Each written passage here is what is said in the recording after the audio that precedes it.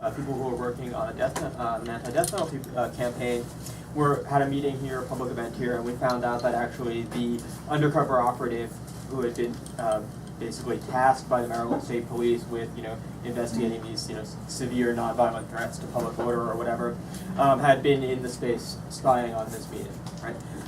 And that was kind of scary to us. It wasn't totally unexpected, right? We actually were, a little, I don't want to say happy, but we weren't surprised, and we also felt that, that had it happened at some point, we would have been doing something wrong. But what basically then transpired was that as the police were trying to do damage control, as the state government was trying to do damage control on this, they basically came out with this story that said, well, yeah, there were some excesses, there was some problems, things got a little, outside of the scope, but it was basically something directed at this death penalty, this group doing this death penalty work. That, they were just checking into this because that's their mandate to protect the security of the courts and the prison system and the execution system and all that.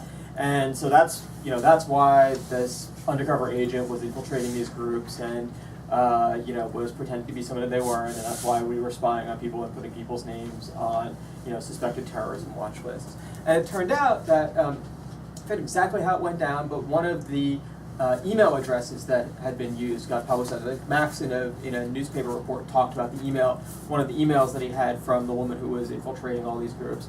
And we then took that email address and ran it through our email archive of, people who had sent messages to us.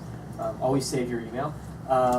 And it turns out we found a message from this woman, and she was apparently on our mailing list, and she had asked us, hey, can you change my address to this other address, right? Some story about something which was obviously in retrospect false, but it turns out basically that she had been on our mailing list since, I think it was either right before we opened this space or right after we opened this space. And we had done an event at the Cork Gallery with Bernadine Dorn, who, back in the day was, a fugitive from the law and all that. Today is a respected professor, right, and nonviolent member of civil society, right. And apparently that was enough all the way back then to get the police, already following us, infiltrating our events, signing up to our mailing list to keep tabs on us, and that.